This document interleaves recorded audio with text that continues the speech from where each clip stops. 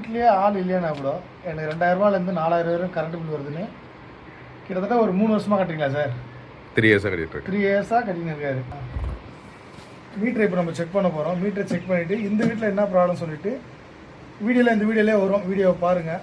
நகர எலக்ட்ரிஷியன் ஜெயக்குமார் கடம்பத்தூர். இங்கே நம்ம வந்து ஸ்ரீபெரும்புதூர் பக்கத்தில் இருக்கோம். சாரோட பிரச்சனை என்னென்னா வீட்லேயே ஆள் இல்லைன்னா கூட எனக்கு 2000 ரூபாயிலேருந்து 4000 வரைக்கும் கரண்ட் பில் வருதுன்னு கிட்டத்தட்ட ஒரு 3 வருஷமாக கட்டிங்களா சார்? 3 இயர்ஸாக கட்டிட்டு 3 இயர்ஸாக கட்டின்னு இருக்காரு.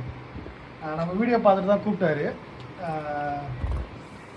மீட்டரை இப்போ நம்ம செக் பண்ண போகிறோம். மீட்டரை செக் பண்ணிவிட்டு இந்த வீட்டில் என்ன ப்ராப்ளம் சொல்லிவிட்டு இந்த வீடியோலேயே வரும். வீடியோவை பாருங்கள். இது போல் கரண்ட் பில் அதிகமாக வந்துச்சுன்னா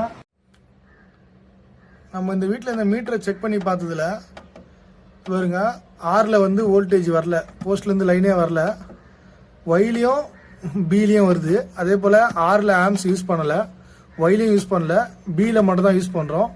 0.45 யூஸ் பண்ணுறோம். 0.4 இங்கே பாருங்கள், வராத ஃபேஸில் கிலோவாட்டில் எடுக்குது. பியில் எவ்வளோ எடுக்குதோ அதே கிலோவாட் வந்து ஆர்லேயும் எடுக்குது.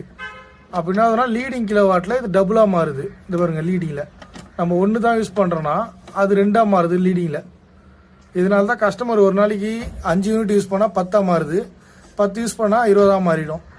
இது நிறைய பேர் கேட்குறீங்க இது எதனால் வருதுன்னு. உண்மையாக இது எதனால் வருதுன்னு எனக்கும் தெரியல. இது தெரிஞ்சவங்க யாருனா இருந்தீங்கன்னா எனக்கு கூட என் நம்பர் கூட கால் பண்ணி சொல்லுங்கள் தயவு செஞ்சு. மீட்ரு ப்ராப்ளம் இல்லை இது. இப்போ அந்த ஒரு சிங்கிள் பேஸை போஸ்ட்டில் சீவி வச்சாங்கன்னா இது ரெடி ஆகிடும். இந்த வீடியோ பிடிச்சிருந்தா நிறைய பேருக்கு ஷேர் பண்ணுங்கள், லைக் பண்ணுங்கள், கமெண்ட் பண்ணுங்கள். மறக்காமல் கடம்பத்தூர் எலக்ட்ரிஷியன் ஜெயக்குமாரை ஃபாலோ பண்ணுங்கள். நன்றி, வணக்கம்.